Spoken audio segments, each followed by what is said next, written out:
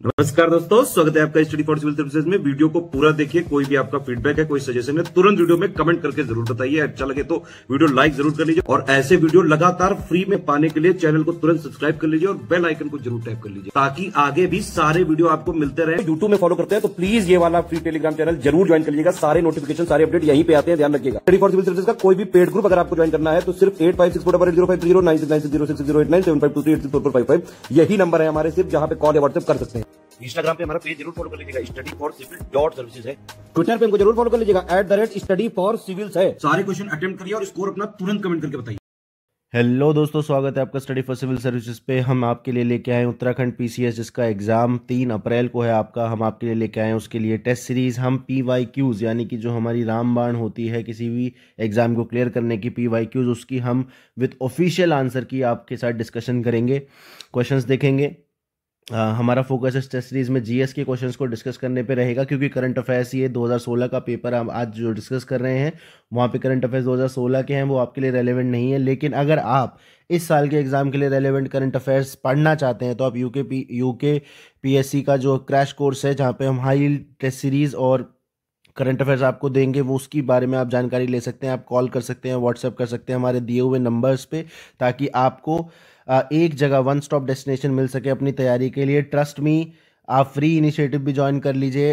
अगर आप free initiative paid नहीं कर सकते, आप फ्री भी कर लेंगे तो भी आपका काम बन जाएगा। लेकिन अगर आप पेड ग्रुप ज्वाइन कर लेंगे तो ट्रस्ट में आपको कुछ और कहीं से पढ़ने की ज़रूरत नहीं है। चलिए आइए पहले क्वेश्चन पे देख लेते हैं। बोल रहा है कि जेम्स एंड्रयू रैमजे जो नाम था, वो रियल नाम कौन से गवर्नर जनरल ऑफ इंडिया का था? बताइए। Dalhousie, Lord Lord Canning, Lord Curzon. तो इसका आंसर हो जाएगा लॉर्ड डलहौजी। लॉर्ड डलहौजी की अगर हम बात करें तो लॉर्ड डलहौजी बड़े ही फेमस हैं डॉक्ट्रिन ऑफ लैप्स के लिए। डॉक्ट्रिन ऑफ लैप्स मतलब जब कोई भी राजा अपनी उत्तराधिकारी के बिना मर जाता था तो जो कंपनी थी उसे एनेक्स कर लेती उस स्टेट को। नेक्स्ट क्वेश्चन देख लेते हैं। पूछ रहा है कि जो रिवोल्ट ऑफ 1857 है, यानी कि 57 की जो क्रांति, उस समय गवर्नर जनरल कौन थे इंडिया के? हेस्टिंग, कैनिंग, अमनेस्ट या ऑकलैंड? बताइए। तो इस समय लॉर्ड कैनिंग्स थे। नेक्स्ट क्वेश्चन देख लेते हैं। हिंदुस्तान सोशलिस्ट रिपब्लिकन आर्मी जो है उसकी स्थापना, फाउंड, उसको कब किया गया था? 19 में, 27 में, 16 में, 28 में? 1900। बताइए। तो अगर हम देखें तो जो सोशलिस्ट वाली है उसको 1924 में किया गया था, जबकि हिंदुस्तान रिपब्लिकन एसोसिएशन को 1924 में राम प्रसाद बिस्मिल और आज़ाद ने किया था। लेकिन उसके बाद काकोरी ट्रेन एक्शन के बाद जब उनको हैंग कर दिया गया था, फांसी लगा दी गई थी, तो इसका पुनर्निर्माण किया गया था फिरोज शाह कोटला मैदान में, दिल्ली के। नेक्स्ट क्वेश्चन देख लेते हैं। काकोरी इंसिडेंट जो है उससे कौन एसोसिएटेड नहीं है? राम प्रसाद बिस्मिल, राजेंद्र लाहिरी, सूर्य सेन, अशफाक उल्लाह? बताइए। तो अगर हम इससे देखें तो इसका आंसर बी हो जाएगा, सूर्य सेन चिटगांव आर्मरी में जो रेड हुई थी, चिटगांव आर्मरी रेड में इन्वॉल्व थे। नेक्स्ट क्वेश्चन देख लेते हैं। पूछ रहा है कि कौन सी जो रेस है, यानी कि कौन सी जाति जो है उत्तराखंड की नहीं है, प्राचीन जाति उत्तराखंड की नहीं है? यक्षा, नाग, खासी, किन्नर? बताइए। तो अगर हम देखें तो इसका आंसर हो जाएगा सी, खासी। नेक्स्ट क्वेश्चन देख लेते हैं। जो बैटल ऑफ खुरबुरा है वो कौन से साल में लड़ा गया था? 1800 में, 1804 में, 1710 में, 1805 में? बताइए।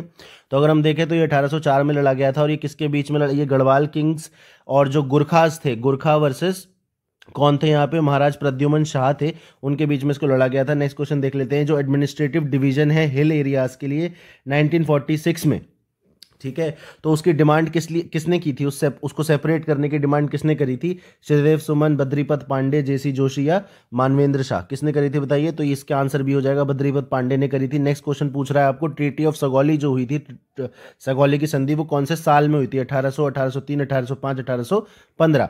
तो अगर हम देखेंगे तो ये 1800 अगर हम देखेंगे तो ये आपके 1815 में हुई थी। और ये किसके बीच में हुई थी? ईस्ट इंडिया कंपनी और नेपाल के बीच में हुई थी। तो इंडिया की जो आज नेपाल से बाउंड्री है वो इस ट्रीटी के अंदर बताई गई है। नेक्स्ट क्वेश्चन देख लेते हैं कि जो डिफॉरेस्टेशन यानी कि जंगलों को काटने के खिलाफ जो मूवमेंट चलाया गया था चमोली में, वो किसकी लीडरशिप में, यानी कि कौन उसको लीड कर रहा था? सुंदरलाल बहुगुणा, चंडी प्रसाद भट्ट, गौरा देवी या कल्याण रावत? बताइए। तो अगर हम देखें तो इसको जो लीड कर रहे थे वो हमारी गौरा देवी थी, इसलिए आंसर इसका सी हो जाएगा। नेक्स्ट क्वेश्चन देख लेते हैं। जो परमार डायनेस्टी है उसके संस्थापक का नाम आपको बताना है, कौन है? अजय पाल, कनकपाल, कनकराव, जगतपाल? बताइए। तो इसके आंसर हो जाएगा बी, कनकपाल है। नेक्स्ट क्वेश्चन देख लेते हैं। जो आपसे पूछा है, दिए हुए माउंटेन में से, पर्वत श्रृंखलाओं में से, not an old fold mountain, पुराना जो ओल्ड फोल्ड होता है, यानी कि पुराने जो फोल्डेड माउंटेन्स होते हैं, आपको पता है एक फोल्डेड माउंटेन्स होते हैं, ब्लॉक माउंटेन्स होते हैं, तो ओल्ड फोल्ड माउंटेन्स आपको बताना है कौन सा नहीं है? Ural, Andes, Aravalli, Appalachian mountains? बताइए। तो अगर हम देखें तो इसमें से Andes mountain old fold mountain नहीं है, ये न्यू फोल्ड माउंटेन है। अच्छा, इंडिया में जो ओल्ड फोल्ड माउंटेन है उसका नाम मैं आपको देता हूँ, अरावली का जो रेंज है वो ओल्ड फोल्ड माउंटेन में आता है। नेक्स्ट क्वेश्चन देख लेते हैं, कौन सा इनमें से बेसिक लैंड फॉर्म है, वोल्केनिक या फिर रेसिडुअल माउंटेन, इरोजनल वाटरफॉल या मोनाडनॉक्स। बताइए इसमें से बेसिक कौन सा है। तो अगर हम देखेंगे तो इसमें से बेसिक आपको वोल्केनिक कोन्स मिलेंगे। वोल्केनिक कोन्स यानी कि जो ज्वालामुखी फटने की वजह से इस तरीके से कोन बन जाते हैं। नेक्स्ट क्वेश्चन देख लेते हैं, आपसे पूछ रहा है जो कोस्टल इरोजन होता है यानी कि जो मिट्टी कटती है या तट जो कटता है वो सबसे ज़्यादा किससे कटता है, वेव, टाइड, करंट या सुनामी वेव्स। बताइए, तो ये सबसे ज़्यादा वेव से कटता है। नेक्स्ट क्वेश्चन देख लेते हैं, आपसे पूछा है कि जो एटमॉस्फेयर है हमारा वातावरण, उसकी सबसे निचली लेयर, लोएस्ट लेयर क्या है, स्ट्रेटोस्फेयर, ओजोनोस्फेयर, आइनोस्फेयर, ट्रोपोस्फेयर। बताइए, तो ये ट्रोपोस्फेयर है, ये करीबन 18 से 30 किलोमीटर तक ये ऊपर जाती है और यहीं पे सारे वेदर फिनोमिना भी होते हैं। अगला क्वेश्चन देख लेते हैं, जो पूछ रहा है कि इक्वेटर यानी कि जो हमारा 0 डिग्री लैटिट्यूड है उसका सरकमफ्रेंस पूछ रहा है आपसे टोटल अर्थ का, वो कितना है, 31,000, 40,000, 50,000, 64,000। बता दीजिए इसका सरकमफ्रेंस कितना है। तो अगर हम देखें तो इसका सरकमफ्रेंस आपको मिलेगा 40,000 किलोमीटर, इसलिए इसका आंसर हो जाएगा बी। नेक्स्ट क्वेश्चन देख लेते हैं, आपसे पूछ रहा है कि कौन सा ओशन करंट, जो ओशंस में, ये समुद्रों में जो करंट चलते हैं, एक मतलब एक लार्ज मास ऑफ वाटर एक डायरेक्शन में बहता है, चाहे वो ठंडा हो चाहे गर्म हो, तो पैसिफिक ओशन में कौन सा करंट नहीं है, कैनरीज, कुरुशियो, कैलिफोर्निया, हम्बोल्ट। बताइए, तो अगर हम देखें तो ये कैनरीज नहीं है इसका आंसर, क्योंकि कैनरीज जो अटलांटिक महासागर में आपको मिलेगा। अब आपको बताना है कि जो ओशनिक करंट है मैं आपको बता देता हूँ, एक तो वार्म करंट होते हैं यानी कि जो गर्म होते हैं, ये इक्वेटर से पोल्स की तरफ जाते हैं, और कोल्ड करंट्स जो होते हैं वो पोल से इक्वेटर की तरफ आते हैं। अब आपको मुझे बताना है कि कुरुशियो करंट, कैलिफोर्निया करंट और हम्बोल्ट करंट में से कौन सा वार्म करंट है और कौन सा कोल्ड करंट है। अगला क्वेश्चन देख लेते हैं, पूछ रहा है कि जो साप्टा है, south Asian preferential trade agreement, वो कौन से ईयर में उसकी स्थापना की गई थी, 77 में, 93 में, 85 में, 1996 में। इसका आंसर भी हो जाएगा 93 में करी गई थी। पूछ रहा है कि नेक्स्ट क्वेश्चन में आपसे पूछ रहा है कि जो टाइम है, समय है, उसकी एक प्राकृतिक यूनिट कौन सी नहीं है, tropical year, lunar month, standard time, day. तो इसका आंसर सी हो जाएगा, स्टैंडर्ड टाइम इसकी एक प्राकृतिक यूनिट नहीं है। ठीक है, ये यही क्वेश्चन जो हमने डिस्कस किए हैं ये आपको यहाँ पे मिलेंगे। तो इसका आंसर जो हम मार्क कर रहे थे हम इसमें भी मार्क कर देते हैं, इसका आंसर हो जाएगा ए। फिर ये लॉर्ड कैनिंग्स हो जाएगा। इसको रिपब्लिकन आर्मी को 1928 में किया गया था। और जो काकोरी है उसमें सूर्य सेन नहीं थे। उत्तराखंड की जो जनजाति नहीं है वो कौन सी नहीं है, खासी नहीं है। नेक्स्ट क्वेश्चन इसमें आपसे 1804 इसका आंसर हो जाएगा। उसके बाद भद्रीदत्त पांडे हो जाएगा। उसके बाद 1815 में ये संधि की गई थी। उसके बाद गौरा देवी इसका आंसर हो जाएगा। फिर जो परमार वंश था उसके जो संस्थापक का नाम था वो कनकपाल था। उसके बाद प्राचीन जो पर्वत नहीं है वो कौन सा नहीं है, एंडीज पर्वत नहीं है, एंडीज माउंटेन इसका आंसर हो जाएगा। मूल जो है ज्वालामुखी शंकु है। सर्वाधिक तटीय अपरन जो है लहरों से होता है। वायुमंडल की सबसे निचली सतह शोभ मंडल है। उसके बाद जो ये सरकमफ्रेंस है वो 40,000 है। और जो प्रशांत महासागर में नहीं है वो कैनरी नहीं है। साप्टा का जो संस्थापन है वो 1993 में हुआ था। और जो प्राकृतिक इकाई जो नहीं है वो क्या नहीं है, मानक समय नहीं है। नेक्स्ट क्वेश्चन देख लेते हैं इसको। तो यहाँ से आपसे पूछा हुआ है कि क्लाउड्स किसकी वजह से होता है, इवेपोरेशन की वजह से, कैटाबैटिक लैप्स रेट की वजह से, नॉर्मल लैप्स रेट की वजह से, कंडेंसेशन की वजह से। तो क्लाउड इसका आंसर डी हो जाएगा। कंडेंसेशन की वजह से पानी ऊपर जाता है, ठंडा होता है और फिर कंडेंस होता है तो क्लाउड्स बनते हैं। नेक्स्ट क्वेश्चन आपसे इनकरेक्ट चूज करने के लिए बोल रहा है। एक तरफ आपको लेक्स दे रखे हैं, दूसरी तरफ जगह दे रखे हैं। तो दोड़ीताल उत्तरकाशी में, देवरिया तहरी में, बेनीलाल चमोली में और बासुकीताल रुद्रप्रयाग में। बताइए इसमें से। तो इनकरेक्ट बी हो जाएगा क्योंकि जो देवरिया ताल है आपका वो आपको उखिम मठ में मिलेगा। नेक्स्ट क्वेश्चन पूछ रहा है कि जो खातलिंग ग्लेशियर है वो कहाँ पे है, टेढ़ी गढ़वाल में, उत्तरकाशी डिस्ट्रिक्ट में, पिथौरागढ़ में या चमोली में। बताइए इसका आंसर।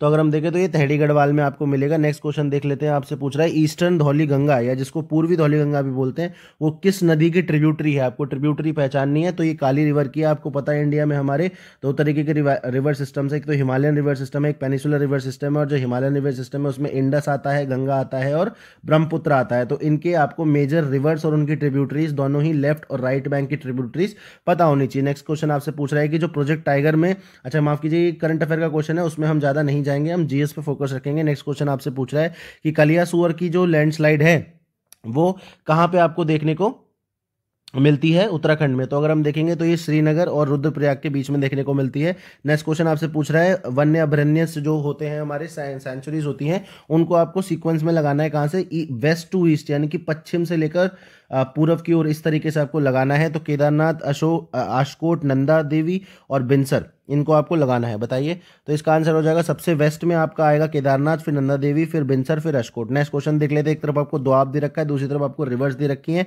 तो आपको बताना है। तो बिष्ट दोआब रावी और चिनाब के बीच में, बारी दोआब रावी और ब्यास के बीच में, रचना दोआब ब्यास और सतलुज के बीच में, और छाछ दोआब चिनाब और झेलम के बीच में। तो अगर हम देखें तो उसका आंसर हो जाएगा ए, क्योंकि जो बिष्ट दोआब है वो ब्यास और सतलुज के बीच में है। ठीक है, उसके बाद जो बारी दोआब है वो रावी और ब्यास के बीच में है। रचना दोआब जो है वो बेसिकली रावी और चिनाब के बीच में, और जो छज दोआब है वो चिनाब और झेलम के। तो अगर आप दोनों नदियों के पहले जो अक्षर हैं उनको कंबाइन कर देंगे तो आपको मिल जाएगा। जैसे बारी जो है ब्यास और रावी के बीच में है, तो इसलिए इस तरीके से इसको मैच कर सकते हैं। नेक्स्ट क्वेश्चन आपसे पूछ रहा है कि बायोडाइवर्सिटी हॉटस्पॉट, यानी कि जो जैव विविधता का हॉटस्पॉट है हमारे इंडिया में, क्या है? अरावली है, ईस्टर्न घाट है, इंडो गंगेटिक प्लेन है, या वेस्टर्न घाट है? बताइए। नॉट पूछ रहा है इसमें, माफ कीजिए, क्वेश्चन का थोड़ा सा इसमें मिसप्रिंट है, तो आपसे पूछ रहा है नॉट आपको बताना है। तो अगर हम नॉट देखें तो नहीं, इसमें पूछ रहा है कि कौन सा है, आपको कौन सा है वो बताना है। तो अगर हम देखें तो इसमें वेस्टर्न घाट इसका आंसर हो जाएगा। इंडिया में 4 आपको मिलेंगे biodiversity hotspot: eastern Himalaya, western Himalaya, western Ghat और अंडमान निकोबार आइलैंड। तो इसका वेस्टर्न घाट हो जाएगा। ईस्टर्न हिमालयस, वेस्टर्न हिमालयस, ठीक है, वेस्टर्न घाट और उसके बाद अंडमान एंड निकोबार। तो ये तीनों नहीं है, आपसे पूछ रहा था कौन सा है। नेक्स्ट क्वेश्चन देख लेते हैं। जो क्वेपन की क्लासिफिकेशन स्कीम है, जो वातावरण को क्लासिफाई है, उसकी श्रेणियां बना रखी हैं, तो आपसे पूछ रहा है कि नॉर्थ ईस्ट यानी कि उत्तर पूर्वी इंडिया, जिसमें नॉर्थ बंगाल को भी अगर आप इंक्लूड कर ले तो वहाँ पे आपको कैसा क्लाइमेट देखने को मिलेगा? ट्रॉपिकल मानसून, सब tropical monsoon, tropical wet and dry monsoon, humid सब ट्रॉपिकल क्लाइमेट। बताइए, तो इसका आंसर हो जाएगा डी, ह्यूमिड सब ट्रॉपिकल टाइप का क्लाइमेट आपको देखने को मिलेगा। यही सब चीज़ें हिंदी में लिख रखी हैं, तो इसका डी हो जाएगा, इसका पश्चिमी घाट हो जाएगा, इसका ए हो जाएगा, इसमें जो अगर देखें तो इसका सी हो जाएगा। उसके बाद जो 24 का आंसर हमने देखा था वो श्रीनगर और रुद्रप्रयाग के बीच में देखा था, और 23 का जो आंसर देखा था वो तो करंट अफेयर था। उसके बाद 22 का जो हमने देखा था वो काली रिवर हो जाएगा इसका आंसर, और जो खतलिंग का ग्लेशियर हमने देखा था तेहड़ी गढ़वाल में देखा था, और जो इनकरेक्ट हमने देखा था वो कौन सा था? देवरिया ताल, जो कि आपको ऊखीमठ में मिलेगा। और क्लाउड्स जो हैं संघनन से बनते हैं, यानी कि कंडेंसेशन से बनते हैं। नेक्स्ट क्वेश्चन हम देख लेते हैं। आपसे पूछ रहा हुआ है कि एक तरफ आपको सोर्स रीजन दे रखे हैं, यानी कि उनके उद्गम स्थल दे रखे हैं, और दूसरी तरफ आपको रिवर दे रखा है। मैच करना, ब्रह्मगिरी से कावेरी निकलती है, वेरीनाग से झेलम, महाबलेश्वर से कृष्णा और छोटा नागपुर प्लेटो से सुबर्ण ने देखा। तो बताइए कौन सा इसमें से ठीक है? तो इसमें से अगर हम देखें तो सभी सीधा सीधा ही मैच कर रखा है, इसलिए इसका आंसर बी हो जाएगा। नेक्स्ट क्वेश्चन देख लेते हैं। आपसे पूछा है कि जो सबसे लंबी रिवर है पेनिसुलर इंडिया में, जो ये पेनिसुला बनाता है इंडिया में साउदर्न रीजन में, तो वहां पे सबसे लंबी रिवर कौन सी है? कृष्णा, नर्मदा, गोदावरी, महानदी। तो बताइए इसमें गोदावरी सबसे लंबी रिवर है। अब आप मुझे बताएंगे गोदावरी की लेफ्ट बैंक ट्रिब्यूटरीज और राइट बैंक ट्रिब्यूटरी। ये सारे क्वेश्चंस बहुत ही आसानी से आप कर सकते हैं, बहुत ही बेसिक क्वेश्चंस है, सीधे सीधे क्वेश्चंस हैं। आपको पूरी अपनी ईमानदारी से इन क्वेश्चंस को अटेम्प्ट करना है और अपना जो स्कोर है वो आपको लिखना है। अच्छा, इसके साथ साथ आप हमारा टेलीग्राम चैनल भी ज्वाइन कर सकते हैं, जहां से आप पिक से अपनी रिविजन कर सकते हैं। हमारी फ्री सीरीज भी चल रही है, लेकिन मैं आपको इंस्पायर करूंगा, मैं आपको आर्ग्यू करूंगा, एडवाइस करूंगा कि आप हमारे पेड ग्रुप को ज्वाइन करें, जहां पे नॉर्मल इंस्टीट्यूट्स में अगर आप जाएंगे तो आपको 25 से 30 हज़ार रुपए खर्च करने पड़ेंगे, जबकि हम आपको उससे 25% की रेट में, यानी कि 4 से 5 हज़ार रुपए की रेंज की बीच में हम आपको 200% की तैयारी आपको करा रहे हैं। नेक्स्ट क्वेश्चन देख लेते हैं। आपसे पूछा है कि जो सबसे बड़ा इरिगेशन यानी कि सिंचाई का एज अ परसेंटेज है वो कौन से स्टेट में है? पंजाब में, उत्तर प्रदेश में, हरियाणा में, मध्य प्रदेश में। तो ये बेसिकली आपको मिलेगा पंजाब में। आपको पता है ग्रीन रेवोल्यूशन का स्टेट था। आज मुझे बताइए कि ग्रीन रेवोल्यूशन कौन से साल में किया गया था। उसके बाद आपसे पूछ रहा है कि टेलीकम्युनिकेशन यानी कि जो दूरसंचार है उसके लिए इंडियन सैटेलाइट सीरीज कौन सी है? रोहिणी है, IRS है, कार्टोसैट है, इनसैट है। तो इसका आंसर डी हो जाएगा, ये इनसैट सैटेलाइट है। अच्छा बताइए, जो रिमोट सेंसिंग है, टेलीकम्युनिकेशन की तो आपने बता दी, रिमोट सेंसिंग के लिए इंडियन जो सैटेलाइट है उसकी सीरीज का नाम क्या है? वो आपको मुझे देख के बताना है। नेक्स्ट क्वेश्चन आपसे पूछ रहा है कि दक्षिण गंगोत्री क्या है? रिवर वैली है आंध्र प्रदेश की, रिसर्च स्टेशन है अंटार्कटिका में, सेकंड सोर्स है यानी कि द्वितीय उद्गम सोर्स है, स्थल है गंगा का साउथ ऑफ गंगोत्री, और इंडियन ओशन के पास एक आइलैंड है अंटार्कटिक में। तो ये इंडियन रिसर्च सेंटर है अंटार्कटिका में। दक्षिण गंगोत्री के साथ आपको अंटार्कटिका में एक तो मैत्री भी मिलेगा। अब आप मुझे बताएंगे, चलिए मैं आपको बता देता हूँ, जो आर्कटिक में हमारा जो रिसर्च स्टेशन है, अनुसंधान केंद्र है, वो क्या है? उसका नाम है हिमाद्री। नेक्स्ट क्वेश्चन आपसे पूछ रहा है कि जो तमिलनाडु का कोस्ट है यानी कि तट है उसको क्या कहते हैं? सिरसर कोस्ट, मलाबार कोस्ट, कोंकण या कोरोमंडल। आप मुझे बताएंगे। तो इसको कोरोमंडल कोस्ट बोलते हैं। और कोंकण कोस्ट किसको बोलते हैं? आप मुझे बताएंगे कोंकण कोस्ट किसको बोलते हैं। मालाबार कोस्ट केरला को बोलते हैं। कोंकण कोस्ट किसको बोलते हैं वो आप मुझे बताएंगे। नेक्स्ट क्वेश्चन आपसे पूछ रहा है कि भाखड़ा नंगल प्रोजेक्ट जो अगर हम देखें तो कौन कौन से राज्य यानी कि स्टेट उससे पानी उनको मिलता है? जम्मू कश्मीर, हरियाणा, पंजाब, हिमाचल प्रदेश, पंजाब हरियाणा, हरियाणा पंजाब राजस्थान और हरियाणा यूपी राजस्थान। बता दीजिए इसका आंसर। तो अगर हम देखें तो हरियाणा पंजाब और राजस्थान को मिलता है। भाखड़ा नंगल डैम जो है सतलुज रिवर पे आपको देखने को मिलता है। चलिए बताइए सतलुज रिवर का जो ओरिजिन है वो कहाँ से हुआ है? इस तरीके के क्वेश्चन उत्तराखंड पीसीएस पूछ लेता है, क्योंकि उत्तराखंड और जो हिमाचल है वहीं से इन नदियों का बहना भी होता है। नेक्स्ट क्वेश्चन आपसे पूछ लेते हैं, पॉलिटी पे आ जाते हैं। पूछ रहा है कि जो चीफ मिनिस्टर को अपॉइंट किया जाता है गवर्नर ऑफ द स्टेट के द्वारा, कौन से आर्टिकल में ये बताया हुआ है? 163, 164, 165, 166। तो अगर हम देखें तो 164 में ये बताया हुआ है। नेक्स्ट क्वेश्चन देख लेते हैं। पूछ रहा है कि लोकसभा से कितने जो लोग हैं उत्तराखंड से, कितने लोग लोकसभा में इलेक्ट होके जाते हैं? 4, 5, 6, 7। तो बताइए इसमें तो 5 लोग सेलेक्ट होके जाते हैं। नेक्स्ट क्वेश्चन देख लेते हैं। ये करंट अफेयर का है तो इसको हम नहीं देखेंगे। नेक्स्ट क्वेश्चन पूछ रहा है कि Lal Bahadur Shastri national academy of administration इनकी लबासना जिसमें जाना हम सबका एक ड्रीम होता है, तो वो कहाँ पे है? तो ये तो आपको पता होगा, ये मसूरी में है। नेक्स्ट क्वेश्चन, इसलिए इसका सी हो जाएगा आंसर। नेक्स्ट क्वेश्चन देख लेते हैं। आपको पूछ रहा है कि उत्तराखंड पब्लिक सर्विस कमीशन यानी कि लोक सेवा आयोग उत्तराखंड, उसके पहले चेयरमैन का नाम क्या था? तो ये जो थे वो श्री AP नवानी थे। अगला क्वेश्चन देख लेते हैं कि जो यहाँ पे पूछा हुआ है कि फर्स्ट लेडी गवर्नर, थोड़ा मिसप्रिंट है इसमें, तो पहली जो महिला गवर्नर थी उत्तराखंड की वो कौन थी? उनका नाम आपको बताना है। कमला बेनीवाल, मृदुला सिन्हा, मार्गरेट एल्वा और शीला दीक्षित। तो आंसर इसका सी हो जाएगा, मार्गरेट एल्वा थी। अब आप मुझे बताएंगे कि उत्तराखंड के प्रेजेंट गवर्नर कौन है, क्योंकि ये क्वेश्चन सिंपली पूछा जा सकता है कि जो प्रेजेंट गवर्नर है उत्तराखंड के वो कौन है। तो ये अगर हम देखें तो हिंदी में है श्रीमती मार्गरेट एल्वा और AV नवानी, और यहाँ पे मसूरी आ जाएगा। ये हमने किया नहीं था। 5 सदस्य हैं, अनुच्छेद 164 है। हरियाणा, पंजाब और राजस्थान इसका आंसर है। तमिलनाडु को अगर हम देखें तो आपको कोरोमंडल कहा जाता है। उसके बाद फिर जो दक्षिण गंगोत्री है ये आपका अंटार्कटिक में रिसर्च स्टेशन है। दूरसंचार के लिए इनसैट है। भारत की सिंचाई जो अगर हम देखें तो पंजाब में सबसे ज़्यादा होती है, और जो नदी है प्राद्वीपीय भारत में वो गोदावरी सबसे लंबी है, और जो यहाँ पे उद्गम क्षेत्र और नदियों को मिलाना था उसका आंसर हो जाएगा B। चलिए आइए अगला क्वेश्चन देख लेते हैं। यहाँ से आपसे पूछा हुआ है कि जो इंडियन फेडरलिज्म है यानी कि संघीयवाद का, जो इंडियन संघीयवाद है उसमें सबसे नेसेसरी क्या है? यूनिटी अमंग डाइवर्सिटी यानी कि अनेकता में एकता को बनाए रखने के लिए। Inter state council, national development council, finance commission, regional council, unitary judicial system and all India services, या उपरोक्त सभी, ऑल ऑफ देयर। तो इसका आंसर डी हो जाएगा।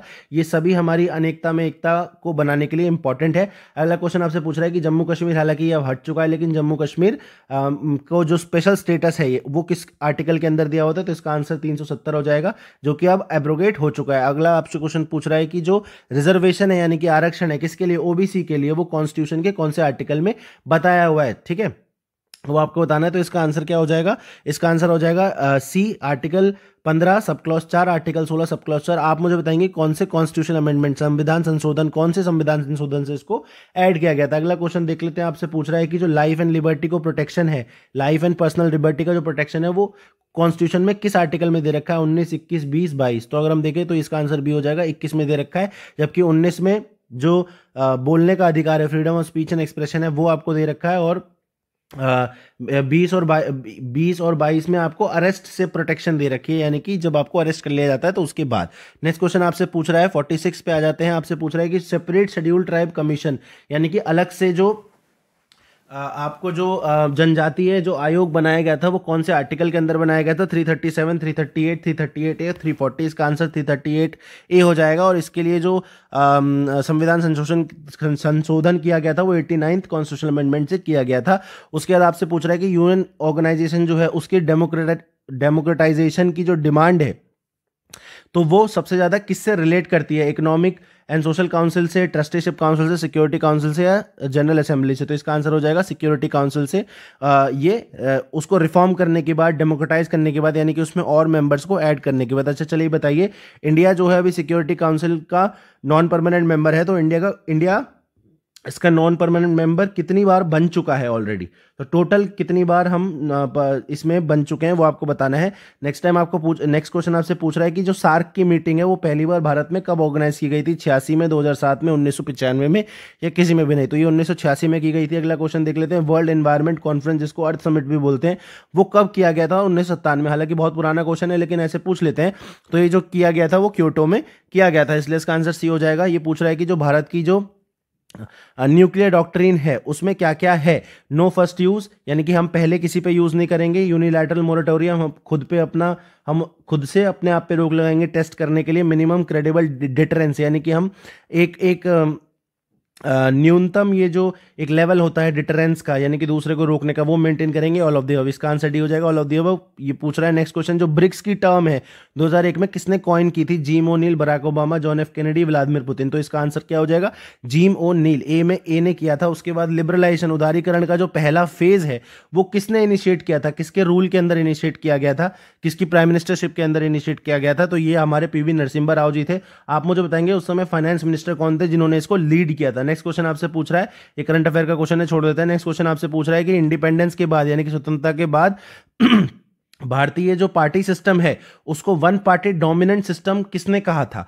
Myron Weiner, Austin, Rajni Kothari, Bhikhu Parekh. तो इसका आंसर रजनी कोठारी हो जाएगा, जबकि मायरन वीनर ने इसको वन पार्टी सिस्टम कहा था क्योंकि उस समय कांग्रेस की प्रभुता थी। लेकिन उसको कम्युनिज्म या कम्युनिस्ट पार्टी सिस्टम से, जहां पे कोई और पार्टी हो ही नहीं सकती, उससे उसको डिफरेंशिएट करने के लिए और नेहरू की जो डेमोक्रेटिक फंक्शनिंग थी उसको दिखाने के लिए वन पार्टी डोमिनेंट सिस्टम इसको बताया गया था। अगला क्वेश्चन देख लेते हैं कि पॉलिटिकल पार्टीज को भारत में रिकॉग्नाइज कौन करता है, यानी कि उनको रिकॉग्नाइज रजिस्टर कौन करता है, तो ये इलेक्शन कमीशन ऑफ इंडिया करता है। आप मुझे बताएंगे कॉन्स्टिट्यूशन की कौन से आर्टिकल में इलेक्शन कमीशन ऑफ इंडिया के बारे में आपको देखने को मिलता है। अगला क्वेश्चन आपसे कमेटीज और कमीशंस के बारे में पूछा हुआ है कि न्याय पंचायत, यानी कि ग्राम लेवल पे, यानी कि विलेज लेवल पे जो पंचायत होती हैं वो किस कमेटी ने उसको रिकमेंड किया था, बलवंत राय मेहता, अशोक मेहता, GV.K. राव कमेटी या सरकारी कमीशन, बता दीजिए।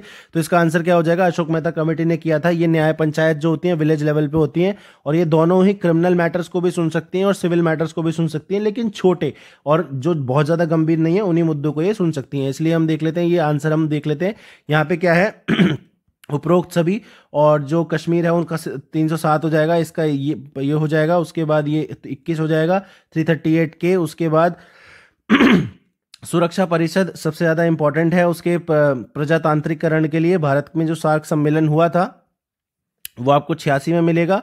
उसके बाद ये क्योटो में मिलेगा। परमाणु सिद्धांत का जो भारत में परमाणु सिद्धांत है वो क्या है, उपरोक्त सभी यहाँ पे देखेंगे। क्रेडिबल मिनिमम डिटरेंस बता रखा, न्यूनतम विश्वसनीय निवारण। उसके बाद 2001 में ब्रिक्स शब्द जिम ओनील ने किया था। उसके बाद पीवी नरसिम्हा राव थे। उसके बाद 2016 का क्वेश्चन है, छोड़ देते हैं। और उसके बाद ये रजनी कोठारी हैं। उसके बाद भारतीय निर्वाचन आयोग है और उसके बाद ये अशोक मेहता है। नेक्स्ट क्वेश्चन देख लेते हैं, हम जल्दी जल्दी करेंगे। आई होप कि आपको ये समझ में आ रहे हैं क्वेश्चंस, बहुत ही सीधे सिंपल सरल उपाय हैं, सिंपल क्वेश्चंस हैं, वही आपको देखने हैं। और हमारे क्रैश कोर्सेज के लिए आप जरूर से जरूर हमारे नंबरों पे पूछ सकते हैं, पूछेंगे तभी आपको पता लगेगा, ज्वाइन करेंगे तभी आप एग्जाम क्लियर कर पाएंगे। नेक्स्ट क्वेश्चन आपसे देख लेते हैं, ये पूछ रहा है कि जो पंचायत राज का सिस्टम है वो कौन सी लिस्ट में है। हमारे यहाँ 3 लिस्ट हैं, यूनियन लिस्ट, कंकरेंट लिस्ट और स्टेट लिस्ट। तो किस लिस्ट में आपको देखने को मिलेगा, तो अगर हम देखें तो ये स्टेट लिस्ट में है। स्टेट लिस्ट में अगर हम देखें तो 61 आइटम्स हैं इस समय, पहले कितने होते थे, 66 आइटम्स होते थे। आप मुझे बताएंगे कि यूनियन लिस्ट और कंकरेंट लिस्ट में कौन से कितने कितने आइटम्स आपको मिलेंगे और ये कहाँ मिलता है हमें, शेड्यूल 7 में। ठीक है, सेपरेशन यहाँ पे किया गया है कुछ एक सब्जेक्ट्स का, कुछ एक केंद्र के पास है, कुछ एक राज्यों के पास है। नेक्स्ट क्वेश्चन आपसे देख लेते हैं कि लोकल सेल्फ गवर्नमेंट यानी कि स्थानीय जो स्वराज्य की जो इकाइयां हैं उनके पास कौन सा फंक्शन नहीं है, कौन सा काम नहीं है। Public health, public utility service, sanitation या मेंटेनेंस ऑफ पब्लिक ऑर्डर। तो अगर हम देखें तो मेंटेनेंस ऑफ पब्लिक ऑर्डर नहीं है क्योंकि ये स्टेट का यानी कि राज्यों के स्तर का काम है। अगला क्वेश्चन देख लेते हैं कि जो शेड्यूल कास्ट होती हैं और शेड्यूल ट्राइब होती हैं, जनजाति और जातियां जो होती हैं पंचायत में, उनके लिए जो रिजर्वेशन आरक्षण है वो कौन से आर्टिकल में बताया हुआ है, 243D, 243C, 243B तो 243A। तो अगर हम देखें तो इसको 243D में बताया हुआ हुआ, इसलिए इसका आंसर ये हो जाएगा। राइट टू सर्विस कहाँ पे ओरिजिनेट हुआ, यानी कि इसका जन्म कहाँ हुआ था? यूएसए में, स्विट्जरलैंड में, ग्रेट ब्रिटेन में, चाइना में। तो इसका ग्रेट ब्रिटेन में इसका जन्म हुआ। ये बेसिकली कहता है क्या है कि जो हमारी पब्लिक सर्विसेज होती हैं, यानी कि जैसे पानी, पढ़ाई, स्वास्थ्य, इन सब का, ये ऐसा नहीं है कि सरकार आपको देके कुछ आप पे कुछ एहसान कर रही है, ये आपका राइट है क्योंकि आप टैक्सेस पे करते हैं। तो ये कॉन्सेप्ट ये बोलता है। नेक्स्ट आपसे पूछ रहा है कि जो सबसे बड़ा हाइड्रो इलेक्ट्रिक प्रोजेक्ट है, माफ कीजिए ये 2016-17 का है, इसलिए हम नहीं करेंगे। हाइड्रो इलेक्ट्रिक प्रोजेक्ट है।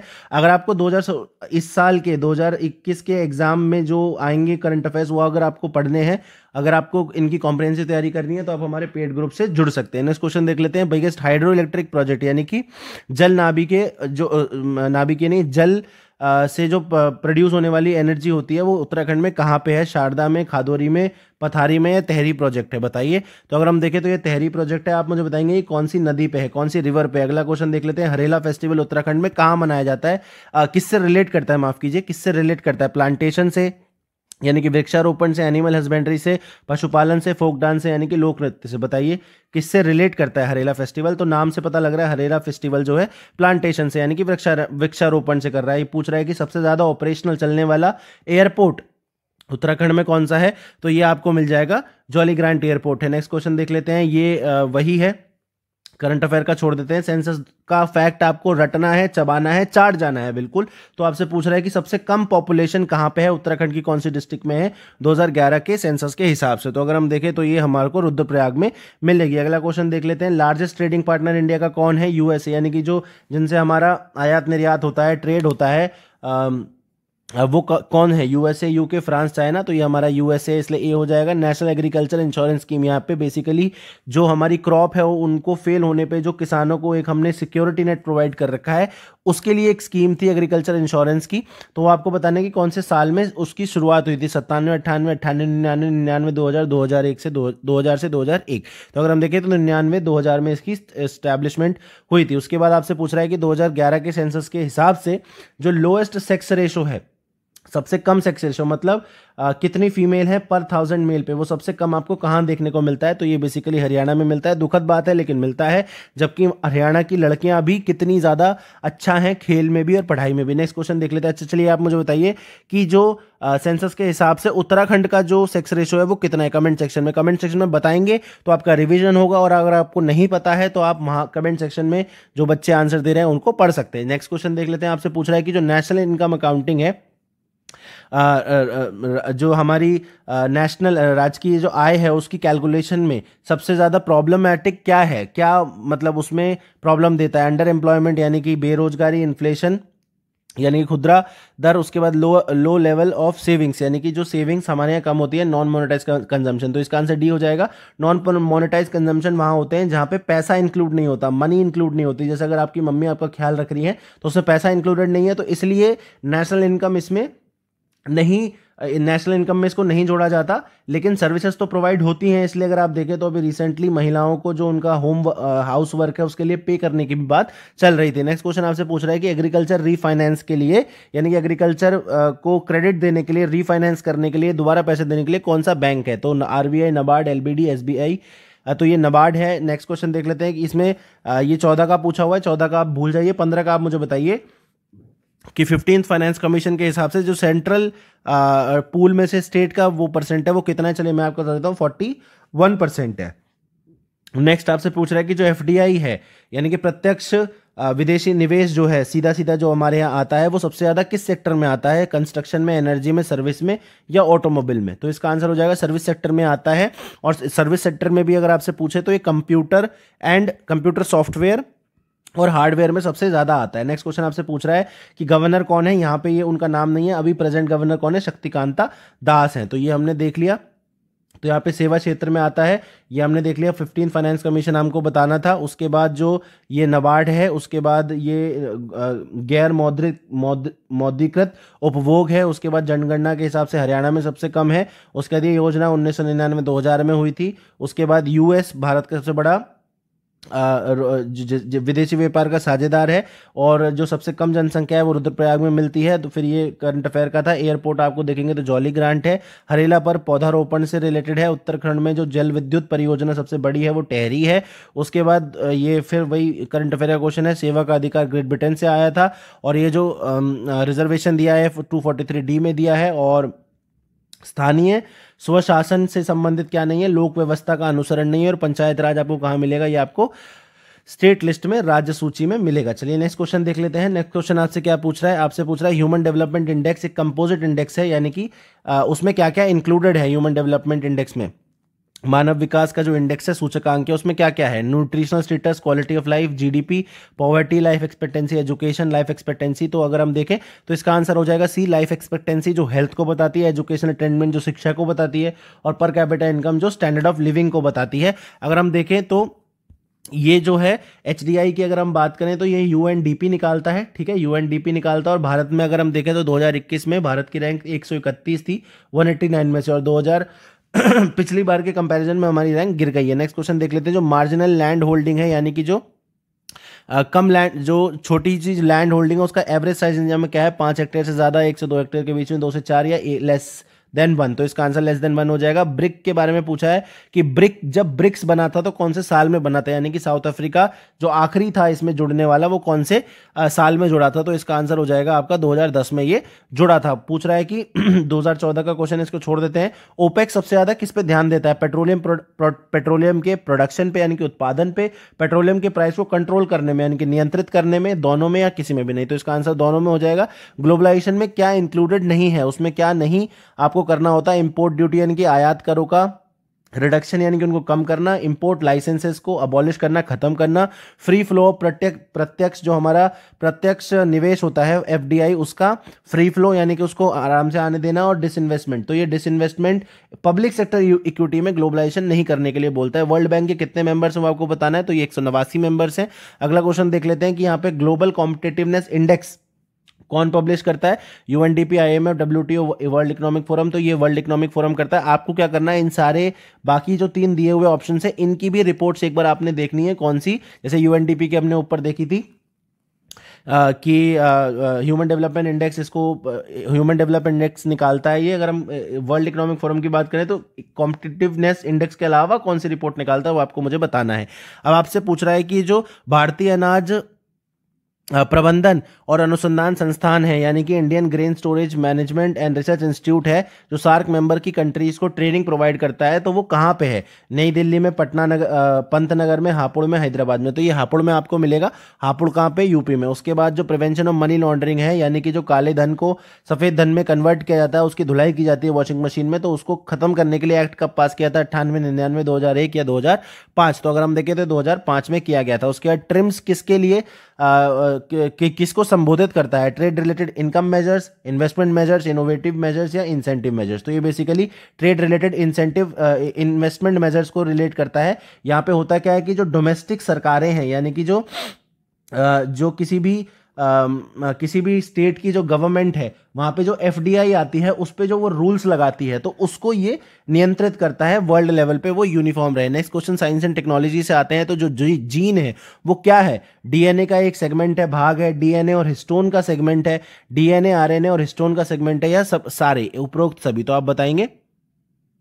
तो इसमें ये जीन जो है बेसिक यूनिट होता है, और ये DNA का सेगमेंट होता है। इसी में हमारी जो आंख, नाक, कान, मुंह कैसे होंगे, हमारा कद कितना होगा, वो सब इंफॉर्मेशन जीन में होती है। पूछ रहा है कि जो थैलेसीमिया है वो एक हेरिडेटरी डिसीज है, यानी कि जनरेशंस को पास होने वाली डिसीज है। तो वो किससे रिलेट करती है, ब्लड, लंग्स, हार्ट, किडनी। तो ये ब्लड से करती है। नेक्स्ट क्वेश्चन आपसे पूछ रहा है कि नैनो टेक्नोलॉजी का टर्म किसने दिया था और कौन से साल में दिया था, Richard Feynman, Norio Taniguchi, Eric Dexter, या सुमियोल जीमा। तो ये बी, नोरियो तानीगुची ने दिया था 1974 में। अगला क्वेश्चन आपसे पूछ रहा है कि उत्तराखंड लाइवस्टॉक डेवलपमेंट बोर्ड का जो ट्रेनिंग सेंटर है, इसके विकास के बोर्ड का जो ट्रेनिंग सेंटर है वो कहाँ पे मिलेगा, देहरादून, ऋषिकेश, काशी, हरिद्वार। तो ये देहरादून में मिलेगा। अगला क्वेश्चन, ग्रीन हाउस इफेक्ट के लिए सबसे ज्यादा इंपॉर्टेंट गैसेस कौन सी हैं, तो ये आपको मिलेंगे carbon dioxide, methane, nitrous oxide and water vapour. ये याद ही करना पड़ेगा। यही सभी आपको हिंदी में देखने को मिलता है। इसका सी हो जाएगा। उसके बाद इसमें लेस देन 1 हेक्टेयर हो जाएगा। ब्रिक्स जो है 2010 में बनाया गया था। और ये जो पेट्रोलियम है इसमें ए और बी हो जाएगा। वैश्वीकरण में क्या है, सार्वजनिक क्षेत्रों की जो इक्विटी में विनिवेश है वो नहीं करना है। विश्व बैंक के 189 मेंबर्स हैं। यूएनडीपी अगर हम देखें तो वैश्विक स्पर्धात्मकता जो रिपोर्ट है वो क्या निकालता है, ईएमएफ निकालता है, ठीक है, विश्व आर्थिक फोरम निकालता है उसको। उसके सार्क का जो ये जो ट्रेनिंग सेंटर है वो हापुड़ में मिलेगा। उसके बाद मनी लॉन्ड्रिंग के लिए 2005 में आया था। ट्रिम्स जो है ट्रेड रिलेटेड इन्वेस्टमेंट मेजर से है। जीन क्या है, डीएनए का भाग है। थैलेसीमिया रक्त से रिलेटेड है। उसके बाद नैनो टेक्नोलॉजी का टर्म जो है नोरियो तानीगुची ने दिया था। पशु विकास बोर्ड, पशुधन विकास बोर्ड उत्तराखंड का, वो आपको मिलेगा कहाँ पे, वो आपको मिलेगा देहरादून में। और उसके बाद ग्रीन हाउस गैस के लिए, ग्रीन हाउस इफेक्ट के लिए carbon dioxide, methane, nitrous oxide और जल वाष्प जो है वो इंपॉर्टेंट है। चलिए आपको नेक्स्ट क्वेश्चन देख लेते हैं। यहाँ से आपसे पूछ रहा है कि निकल कैडमियम की जो बैटरी होती है वो किस में यूज होती है। वो आपको कैलकुलेटर में यूज होती है, कॉर्डलेस इकोनॉमिक इलेक्ट्रॉनिक अप्लायंसेस में, ट्रांजिस्टर्स में, किस में, तो ये सभी में होती है। आप मुझे बताएंगे जो इलेक्ट्रॉनिक व्हीकल्स होते हैं यानी कि विद्युत से चलने वाले जो साधन होते हैं उनमें कौन सी बैटरी यूज होती है। नेक्स्ट क्वेश्चन आपसे पूछ रहा है कि कौन सी चीज, कौन सा स्टेटमेंट न्यूक्लियर फिजन से रिलेटेड नहीं है। दो तरीके के रिएक्शंस होते हैं, तो एक तो फ्यूजन होता है और एक फिजन होता है। तो कौन सा फिजन से रिलेटेड नहीं है, तो इसमें अगर हम देखें तो एनर्जी जनरेटेड इन स्टार्स नहीं है क्योंकि ये फ्यूजन से होता है। अगला क्वेश्चन देख लेते हैं। आपसे पूछ रहा है कि सेलुलोज और स्टार्च जो है किससे बने होते हैं, gram positive, gram negative glucose से, ग्राम नेगेटिव फ्रक्टोज से, दोनों से, या फिर ग्राम नेगेटिव लैक्टोज से। तो ये ग्राम पॉजिटिव ग्लूकोज से बना होता है। पूछ रहा है कि मैकेनिकल वेव इनमें से कौन सी है, radio wave, light wave, x-ray, sound wave. तो साउंड वेव मैकेनिकल वेव है। इसकी जो पहचान होती है वो क्या होती है कि मैकेनिकल यानी कि मैटर पे चलती है। ये मैटर अगर नहीं है तो साउंड नहीं है। तो इसलिए अंतरिक्ष में अगर हम देखें तो साउंड नहीं होता। यहाँ पे आपके कॉन्ट्रैक्शंस होते हैं फिर एक्सपेंशंस होते हैं। तो ये कुछ इस तरीके से चलती है, कॉन्ट्रैक्शन हुआ फिर एक्सपेंशन हुआ फिर कॉन्ट्रैक्शन हुआ फिर एक्सपेंशन हुआ, ठीक है। बाकी अगर हम देखें तो इलेक्ट्रोमैग्नेटिक वेव्स हैं, इनको चलने के लिए किसी भी मैटर की जरूरत नहीं पड़ती, इसलिए लाइट एक इलेक्ट्रोमैग्नेटिक वेव है और वो अंतरिक्ष में चलती है। अगला क्वेश्चन देख लेते हैं कि टेम्परेचर यानी कि ताप के बढ़ने पे विस्कोसिटी कैसे चेंज होती है, बढ़ती है, घटती है, चेंज नहीं होती है, आपको बताना है। तो ये घटती है टेम्परेचर बढ़ने पे। विस्कोसिटी मतलब जो बहने की क्षमता होती है, किसी भी बहने की क्षमता नहीं, माफ कीजिए, ये बेसिकली विस्कोसिटी हम समझते जनरल टर्म्स में ऐसे कि बहने की क्षमता, कितना तरल है लिक्विड। लेकिन ये होता क्या है कि किसी भी लिक्विड का जो रेजिस्टेंस है अपनी फॉर्म को चेंज करने पे, मतलब अगर वो इस तरीके से तो वो इस तरीके से ही रहना चाहता है, वो उसको चेंज नहीं करना चाहता, तो उसको विस्कोसिटी बोलते हैं। अगला क्वेश्चन देख लेते हैं। 1 नैनोमीटर कितना होता है, आपसे पूछा है तो 10⁻⁹ होता है। दूसरा पूछ रहा है कि जियो स्टेशनरी सैटेलाइट जो होती है वो कितनी देर में एक चक्कर लगा लेती हैं पूरा, तो वो 24 घंटे में लगा लेती हैं। टेफ्लॉन का कॉमन नाम आपको बताना है। टेफ्लॉन किसका कॉमन नाम है, यानी कि सामान्य नाम हम उसको टेफ्लॉन बोल देते हैं, उसका आपको केमिकल नेम बताना है। Polytetrafluoroethylene, polyvinyl chloride, polyvinyl fluoride and dichlorodifluoromethane आपको बताना है। तो इसका आंसर अगर हम देखें तो पॉलीटेट्राफ्लोरोइथाइलिन हो जाएगा। अगला क्वेश्चन देख लेते हैं। कॉपर के अलॉय आपको बताने कौन कौन से हैं, brass, invar, bronze, nichrome, brass, bronze, none of the. तो इसका आंसर 9 हो जाएगा, सी हो जाएगा, यानी कि जो कांस्य और पीतल है वो कॉपर के अलॉयज हैं। इलेक्ट्रिक कंडक्टर्स, अगर जो कंडक्शन है यानी कि जो बिजली चलती है सेमीकंडक्टर्स में, वो किसकी वजह से चलती है, इलेक्ट्रॉन की वजह से, होल्स की वजह से, दोनों की वजह से। तो बताइए, तो ये इसका आंसर सी हो जाएगा, दोनों की वजह से चलती है। बेसिकली होता क्या है कि सेमीकंडक्टर में एक थ्रेशोल्ड के बाद जो कंडक्टिंग मटेरियल है वो इलेक्ट्रॉन ऊपर ऊपर उछल के जाते हैं, तो ये होल्स भी क्रिएट होते हैं। तो इससे भी जो नीचे वाला पार्ट है, इन होल्स में ही फिर इलेक्ट्रॉन वापस भी आएगा, तो इसलिए इसको हम बोलते हैं होल्स और इलेक्ट्रॉन दोनों से होता है। रेड डेटा बुक कौन मेंटेन करता है, तो IUCN करता है। यहाँ पे जो प्रजातियां जिन पे खतरा है, विलुप्त होने की जो खतरा है, वो आपको यहाँ पे बताया जाता है। दूसरा आपसे पूछ रहा है कि जो ओक रोडोडेंड्रॉन की जो कैरेक्टरिस्टिक है वो कौन से प्लांट की है, सब ट्रॉपिकल है, सब अल्पाइन है, टेम्परेट है, या ऑल ऑफ द अबव। तो अगर हम देखें तो ये टेम्परेट फॉरेस्ट की कैरेक्टरिस्टिक में आता है। अगला क्वेश्चन देख लेते हैं कि जो जेनेटिक डाइवर्सिटी है, जैव विविधता जो है नेशनल पार्क के अंदर अगर हम मेंटेन करते हैं तो वो कौन से में आता है, इन सीटू में आता है, एक्स सीटू में आता है, जीन पूल में आता है, नन ऑफ दी अबव। तो इसका इन सीटू में आएगा। अगला क्वेश्चन देख लेते हैं। पहला नेशनल पार्क इंडिया का कौन सा था, तो आपको मैं बता देता हूँ, जिम कॉर्बेट था। अब आपको इसका ईयर बताने की कौन से ईयर में ये बनाया गया था, तो ये हम हिंदी में देख लेते हैं। निकल कैडमियम में सभी में यूज होता है, और जो नाभिक के विखंडन की जो प्रक्रिया है वो तारों में ऊर्जा से नहीं रिलेटेड है, क्योंकि यहाँ पे फ्यूजन होता है। उसके सेल्यूलोज जो है ग्लूकोज है। उसके बाद यांत्रिक तरंग जो है कौन सी है, वो ध्वनि की तरंगें हैं। उसके ताप बढ़ने से जो द्रव्य की श्यानता होती है वो घटती है। उसके बाद नैनोमीटर जो है 10 की पावर -9 मीटर के बराबर है। भूस्थिर उपग्रह जो है यानी कि जियो स्टेशनरी सैटेलाइट वो 24 घंटे में वो लगा लेता है, चक्कर लगा लेता है। टेफ्लॉन जो है उसका सामान्य जो टेफ्लॉन सामान्य नाम है, उसका जो केमिकल नाम है वो क्या है, पॉलीटेट्राफ्लोरो इथाइलिन। उसके बाद मिश्र धातु कॉपर की यानी कि तांबे की कौन सी है, पीतल और कांसा। उसके बाद विद्युत चालन कैसे होता है, तो वो इलेक्ट्रॉन और होल्स दोनों से होता है। रेड डेटा बुक IUCN रखता है। उत्तराखंड का जो बाज बुरांश के पौधे हैं वो आपको किससे रिलेट करते हैं, वो टेम्परेट यानी कि समशीतोष्ण वनों से की विशेषताएं हैं वो। उसके बाद जो राष्ट्रीय उद्याने हैं उसमें राष्ट्रीय जो उद्यान है उसमें जो आनुवांशिक विविधता है उसका रखरखाव कैसे होता है, तो इन सीटू से होता है। और भारतवर्ष का पहला जो राष्ट्रीय उद्यान है वो जिम कॉर्बेट नेशनल पार्क है। चलिए आइए नेक्स्ट क्वेश्चन देख लेते हैं। आई होप आपको ये क्वेश्चन समझ में आ रहे होंगे, मजे आ रहे होंगे।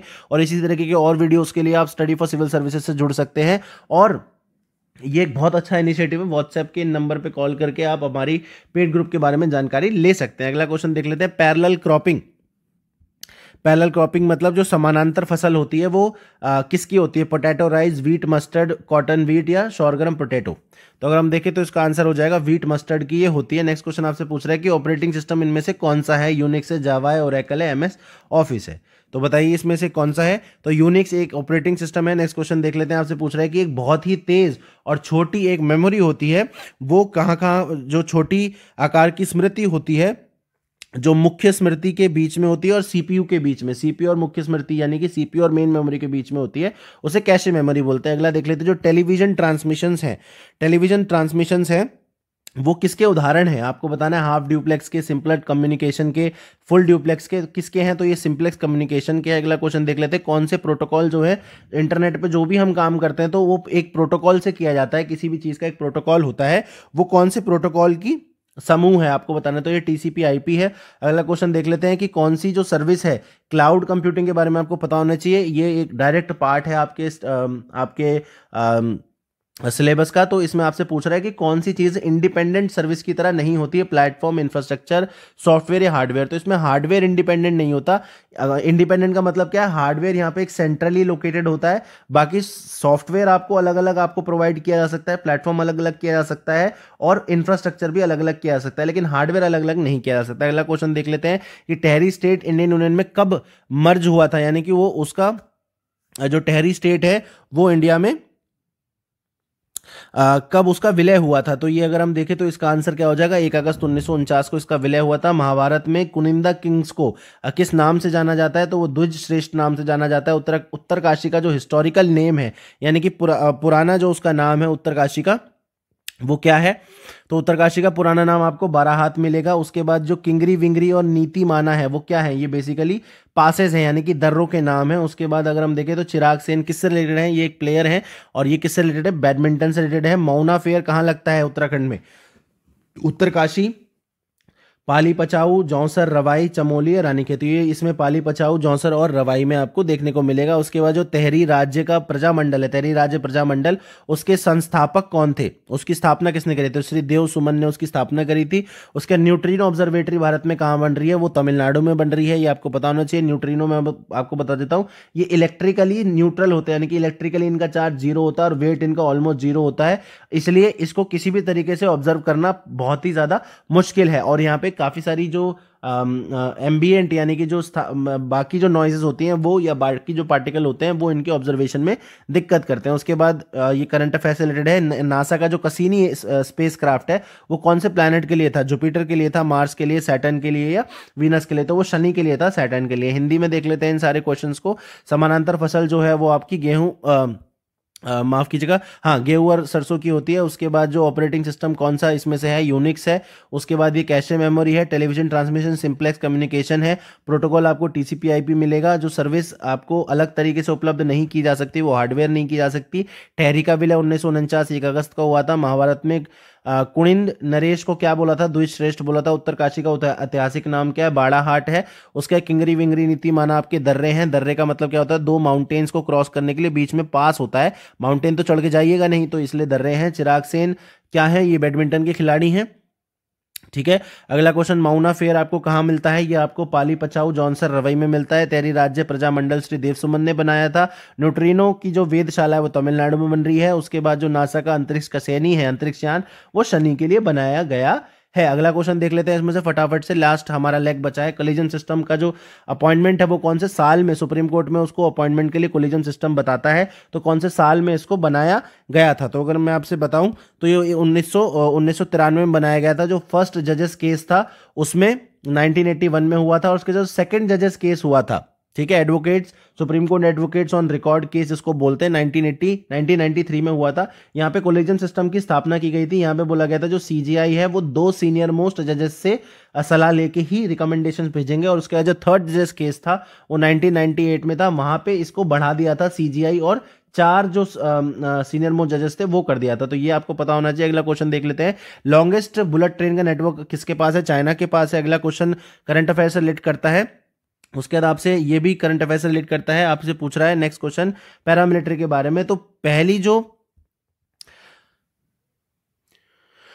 जो वुमेन बटालियन गठित की है वो कौन सी पैरामिलिट्री ने की है? अर्धसैनिक बल कौन सा है? सीआईएसएफ, सीआरएफ, बीएसएफ या आईटीबीपी? तो ये सीआरएफ आपको मिल जाएगा। 20 का आंसर हो जाएगा Kailash sacred landscape conservation development initiative, यानी कि कैलाश पवित्र लैंडस्केप संरक्षण तथा विकास की जो योजना की पहल है वो कहाँ हुई है, यानी कि वो कौन से 3 देशों के कोलैबोरेशन से हुई थी? इंडिया, अफगानिस्तान, चाइना, नेपाल, अफगानिस्तान, नेपाल, पाकिस्तान और चाइना, नेपाल, आपको बताना है।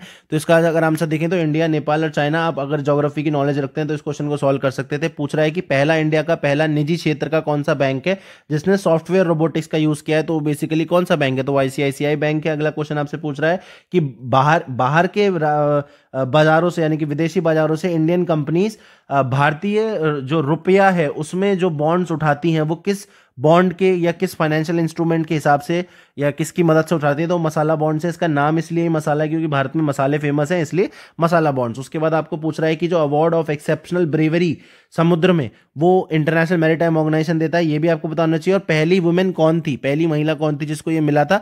तो ये राधिका मेनन जी थी। अगला क्वेश्चन करंट अफेयर का छोड़ देते हैं। बाकुतम्मा फेस्टिवल कहाँ होता है? तेलंगाना में होता है। एस अगेंस्ट ऑड ये किसने किताब लिखी है? ऑटोबायोग्राफी किसकी है? सानिया मिर्जा की है।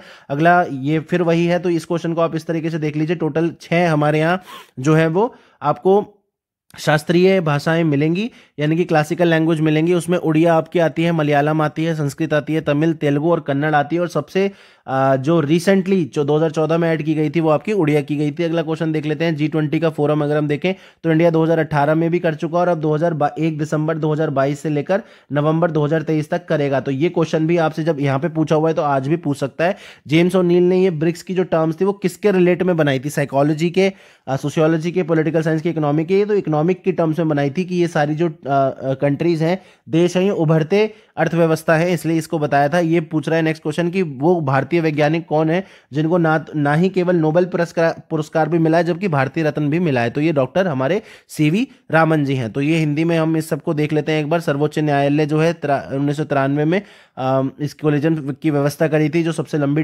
बुलेट ट्रेन का नेटवर्क है वो चीन में है। पहली महिला जो वो है वो सीआरपीएफ ने करी है। कैलाश पवित्र लैंडस्केप भारत, चीन, नेपाल ने किया है। निजी क्षेत्र का बैंक जिसने रोबोटिक्स का यूज किया वो आईसीआईसीआई है। वित्तीय साधन जिसकी वजह से जो भारतीय कंपनी है विदेशी बाजारों से धन जुटाती हैं वो क्या है? मसाला बॉन्ड है। अंतर्राष्ट्रीय समुद्री संगठन ने जो पुरस्कार दिया था वीरता के लिए, बहादुरी के लिए, वो राधिका मेनन को दिया था। उसके बाद बाकुथम्मा फेस्टिवल तेलंगाना में होता है। End of S against odd ये सानिया मिर्जा की ऑटोबायोग्राफी, आत्मकथा है। उसके बाद G20 का जो फोरम है उसकी जो प्रेसिडेंसी इंडिया 2022 में भी करेगा। और जो उड़िया है ये सबसे लास्ट भाषा है और छठी भाषा है जो ऐड करी गई थी। प्राच्य भाषा का जो उसको दर्जा दिया गया था। ब्रिक्स की जो वो है वो अर्थशास्त्र से रिलेट करती है। और उसके बाद ये डॉक्टर सीवी रमन है जिनको भारतीय नोबेल पुरस्कार भी मिला है और वो भी मिला है। नेक्स्ट क्वेश्चन देख लेते हैं। आपसे पूछा है कि जो वैदिक कौन से वैदिक भगवान को हम वॉर गॉड बोलते हैं? तो इंद्रा को बोलते हैं। नंद डायनेस्टी के फाउंडर कौन थे? आपसे पूछा है कि उसके संस्थापक कौन थे? तो महापद्म नंद थे।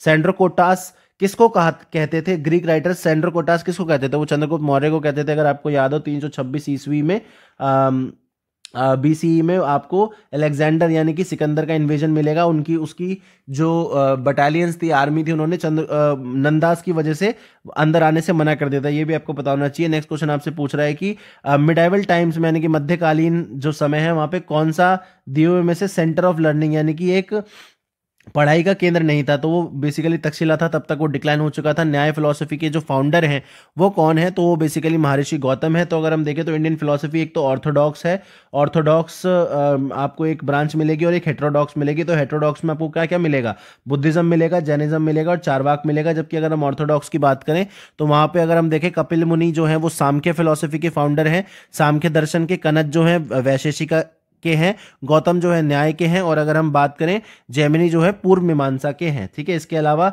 एक तो आपका योग बन जाता है जिसका पतंजलि जिसके वो है। उसके बाद नेक्स्ट देख लेते हैं हॉर्स शू यानी कि घोड़े की नाल के शेप की जो आर्च है वो कहाँ पे इंट्रोड्यूस की गई थी। पहले तो वो कुव्वतुल इस्लाम में इंट्रोड्यूस की गई थी। माफ कीजिए, कुव्वतुल इस्लाम में नहीं, अलाई दरवाजे में इसको इंट्रोड्यूस किया गया था जो दिल्ली मेहरौली में है। उसके बाद आपको पूछ रहा है कि महबूब इलाही कौन से सूफी सेंट को बोला जाता है, तो वो शेख निजामुद्दीन औलिया को बोला जाता है। नेक्स्ट क्वेश्चन आपसे देख लेते हैं कि कौन से जो सुल्तान थे उन्होंने 50% तक जो राजस्व था लैंड से आने वाला उसको बढ़ा दिया था, तो ये अलाउद्दीन खिलजी थे। दूसरा पूछ रहा है कि शान फतेहपुर कौन सी बिल्डिंग को यानी कि कौन सी इमारत को बोला जाता है, तो वो शान फतेहपुर जामा मस्जिद को बोला जाता है। उसके बाद तबाकत अकबरी किसने लिखी थी, अबुल फजल अकबर खान सरवानी, अब्दुल कादिर बदाऊनी, निजामुद्दीन अहमद। तो ये बेसिकली किसने लिखी थी, निजामुद्दीन अहमद जी ने लिखी थी। वो कौन से सिख गुरु हैं जिन्होंने जो सिख हैं उनको खालसा में ट्रांसफॉर्म कर दिया था। खालसा क्या होती है, एक फाइटिंग यूनिट, एक मिलिट्री यूनिट होती है, उसमें किसने कन्वर्ट किया था, तो गुरु गोविंद सिंह थे, 10वें गुरु थे,